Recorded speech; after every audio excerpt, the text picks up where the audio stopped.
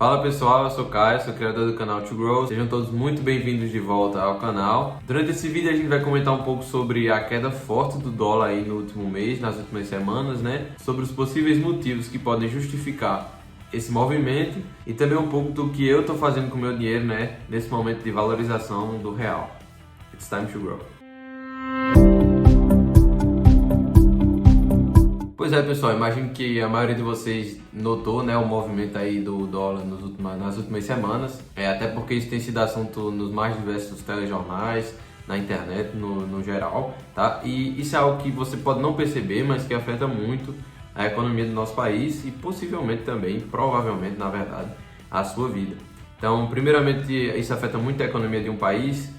Primeiro porque pode ser vantajoso para alguns tipos de empresas e pode ser uma desvantagem para outros tipos de empresas. Isso porque, por exemplo, as empresas que exportam produtos, elas preferem, né, que a moeda local ela seja desvalorizada frente a outras, né, já que ela nesse momento consegue vender seus produtos mais caros e ter possivelmente uma margem de lucro maior. Mas já para empresas que importam produtos, elas preferem que a moeda local, né, no nosso caso o real, ele seja valorizado frente a outras moedas, né? Já que no momento em que a moeda local ela se valoriza, essa empresa importadora ela tem mais poder de compra internacionalmente. Então, mais do que influenciar apenas a economia dos países, isso pode também influenciar a sua vida, né? Imagine que influencie, por exemplo, e que você tenha ouvido falar sobre quando se discute sobre gasolina, né? Esse é um assunto, inclusive, bem comentado no momento, tá? Que é a política de preços da Petrobras.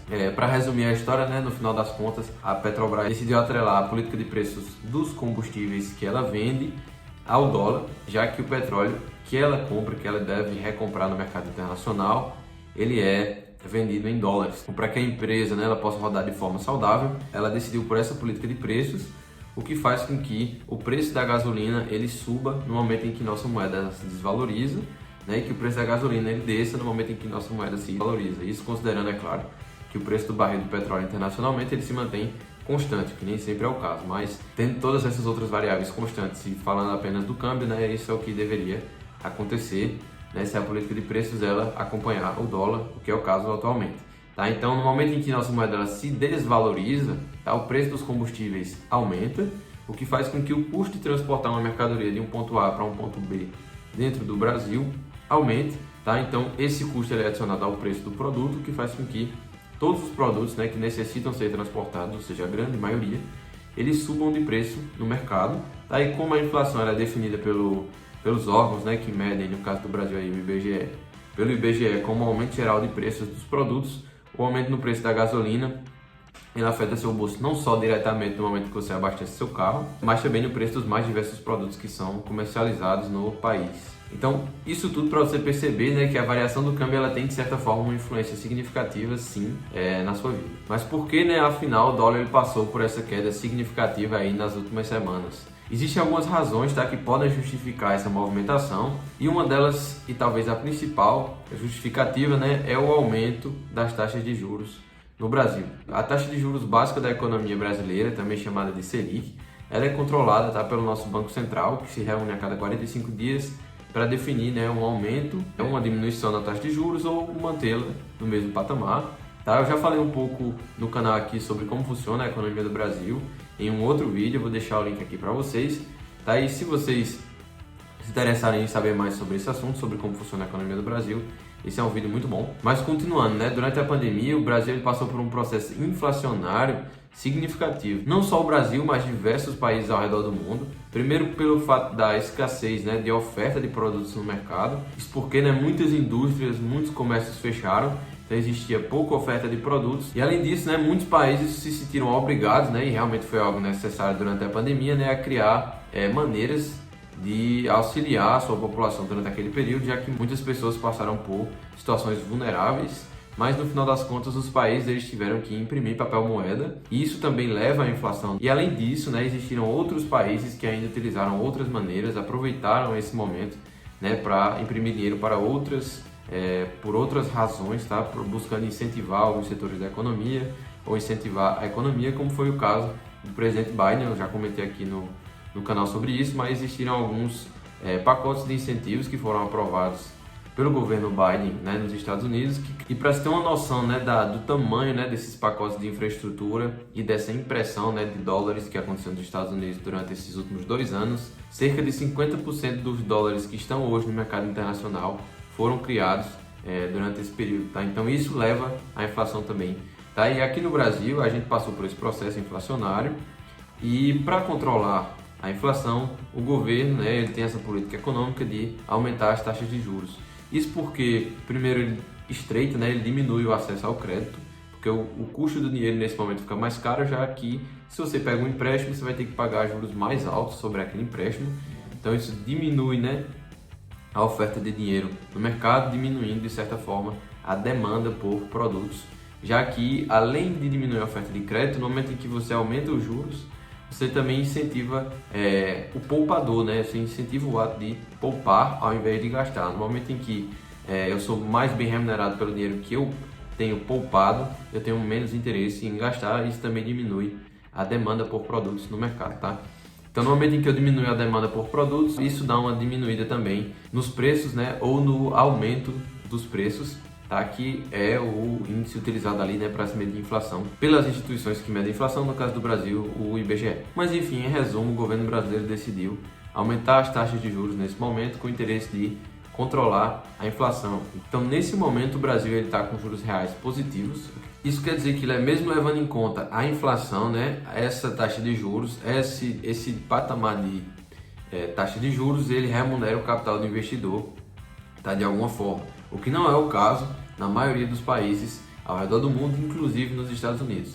Tá? Então isso atrai capital do exterior para o Brasil, né? Então investidores eles têm um incentivo para comprar reais, o que pressiona os preços dos reais, né? Já que aumenta a demanda. E além disso, uma outra motivação, né, para os investidores internacionais aportarem capital aqui no Brasil é o fato do momento econômico que a gente deve passar aí nos próximos meses ou anos, tá? Que é a demanda e o aumento dos preços das commodities ao redor do mundo. Então o Brasil é um dos maiores produtores de commodities no mundo. Eu também já falei sobre commodities aqui no canal, tá? Vou deixar o link do mesmo vídeo falando sobre a economia do Brasil. Mas as commodities, elas são produtos que são cotados internacionalmente, normalmente matérias-primas, que acabam se tornando, né, estratégicas para a economia dos países, né? E por isso tem muita relevância geopolítica.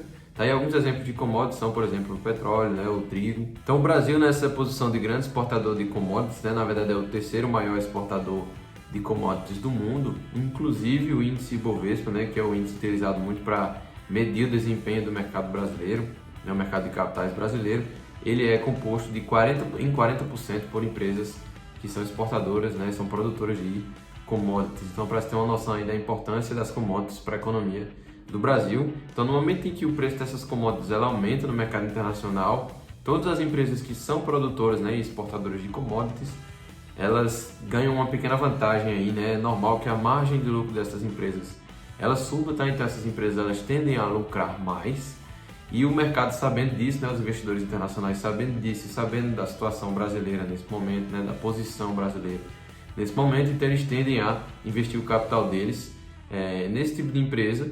E isso faz com que também a demanda por reais aumente, né?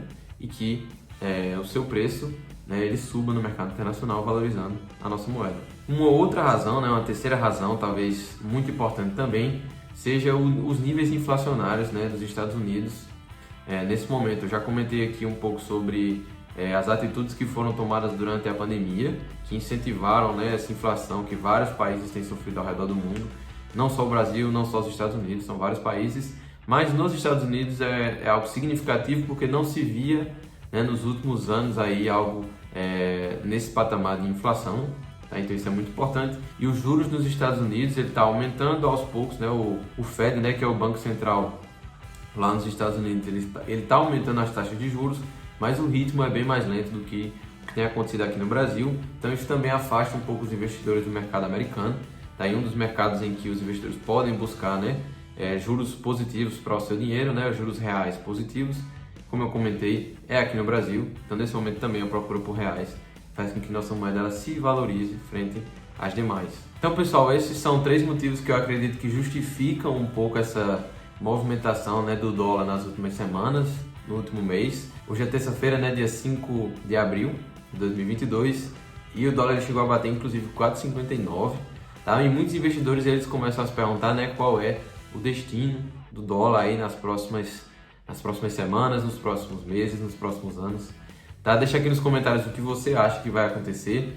Eu particularmente prefiro não fazer esse tipo de especulação, tá? Essa é na verdade uma pergunta muito difícil de ser respondida, ainda mais pelo momento geopolítico, né, econômico que a gente está vivendo agora. Primeiro com a guerra, né, entre Rússia e Ucrânia, isso afetou inclusive, né, significativamente o preço das commodities, já que a Rússia é também um grande produtor de commodities, tanto do petróleo como do trigo. Então o fato dele ter sido excluído ali do sistema financeiro internacional, ter dificuldade, né, de negociar seus produtos, faz com que, né, diminua a oferta por esses produtos no mercado e o seu preço aumente.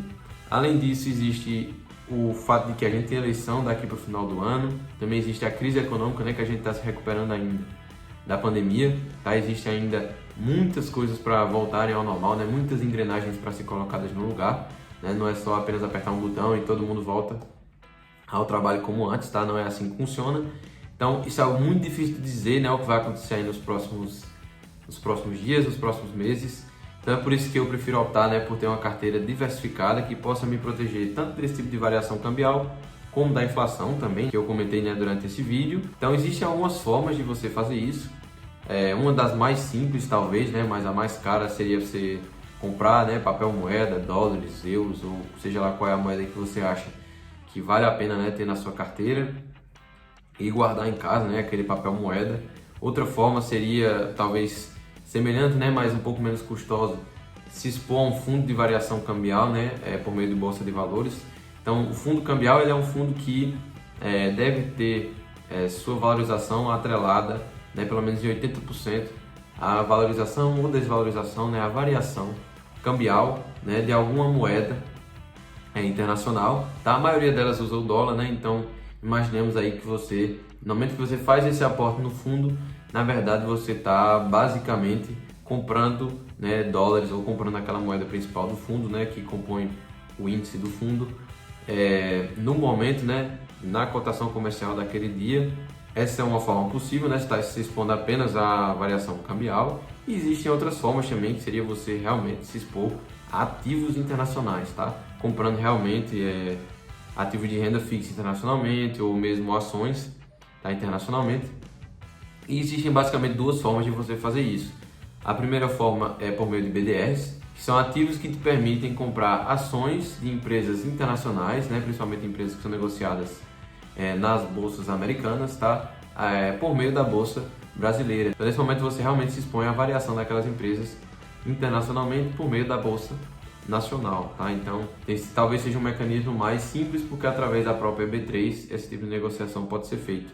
Daí uma outra forma, que é a forma que eu particularmente utilizo, é abrir conta numa corretora fora do país, a enviar seu dinheiro para fora do país, né, comprando dólares ou euros, ou seja lá qual é a moeda que você deseja utilizar, e comprar ativos através dessa corretora que tem acesso a bolsas internacionais, né? No caso, você abre sua conta numa corretora fora do país, envia seu dinheiro para fora do país, realiza a compra de uma moeda internacional e aí, a partir disso, negocia os ativos que você tem interesse em comprar no mercado internacional, né, em uma bolsa fora do país.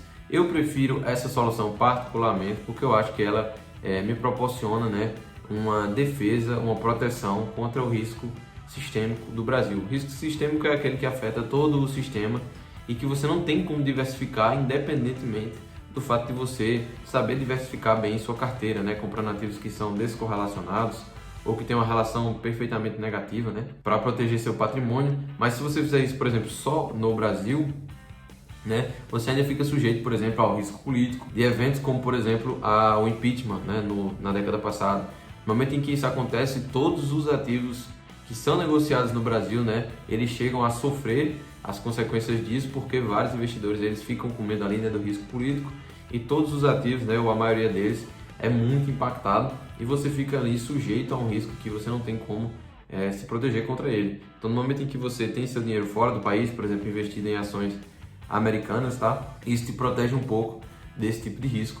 e eu particularmente prefiro essa forma, tá? Mas isso não é uma regra. Existem essas outras maneiras que eu comentei para vocês e cada investidor que escolhe a forma que acha mais interessante, levando em conta as vantagens e desvantagens, já que o fato de você enviar dinheiro para fora, né, comprar ativos através de uma corretora exige outros custos, outras complexidades, como por exemplo a declaração de imposto de renda ou mesmo imposto sobre operações financeiras, né, o IOF, quando você faz uma operação de compra de uma moeda internacional e etc, né? Então é um jogo, né, de pesos e contrapesos a ser levado em conta. Então nesse momento, né, pessoal, particularmente de queda do dólar, né, é um momento em que eu aproveito, né, para comprar ativos internacionalmente, então para comprar dólares e me expor a ativos internacionais, tá? Isso porque, né, nesse momento boa parte da minha carteira que está disposta, né, em ativos internacionais, ela se desvaloriza, né, vista em reais, e que além disso, né, com a baixa no preço do dólar, eu aproveito aí nesse momento, né, uma oportunidade de comprar dólares por um preço muito mais baixo do que tem sido observado nas últimas semanas, nos últimos meses, mesmo aí nos últimos 2 anos, né, talvez esse seja o patamar mais baixo em que o dólar chegou nos últimos 2 anos, não conferi essa informação, tá? Mas de qualquer forma é um momento de entrada muito interessante, tá? Então é isso que eu busco fazer na minha carteira, no momento em que uma porcentagem, né, então uma parte dela, ela se desvaloriza, é um momento de entrada muito interessante naquele ativo, né? Se aquilo ali ainda fizer sentido, como é o caso, né, me expor internacionalmente, me proteger, como eu comentei, do risco Brasil, né, me expondo também internacionalmente, então isso ainda faz sentido para mim, né? Então quer dizer que essa parcela da minha carteira está, vamos dizer assim, em promoção, né? Eu posso entrar de maneira de forma mais barata, né, adquirir ativos para mim, né, que tenho minha renda em reais. Então, se você tem interesse, né, em ver como é que eu faço isso na prática, tá? E talvez, se você acha que isso é interessante para você também, né, começar a se expor dessa maneira que eu me exponho, deixa aqui nos comentários, né, se você quer saber mais detalhes de qualquer uma dessas formas que eu comentei de se expor a dólares, né, para que eu saiba que isso é interessante para vocês e que eu posso trazer aqui em próximos vídeos isso na prática. Então é isso, né, pessoal? Esses são os motivos pelos quais eu acredito que o dólar ele tem se desvalorizado aí nas últimas semanas. Essas são algumas das maneiras que você pode se proteger disso e a maneira que eu utilizo, né, para me proteger desse movimento, né, que é comprar ativos internacionalmente por meio, né, de uma bolsa de valores internacional, negociando ativos fora do Brasil. Espero que você tenha gostado desse vídeo. Se for o caso, deixa seu like, se inscreve no canal para não perder nenhum dos nossos próximos vídeos. Um abraço, pessoal, e até a próxima.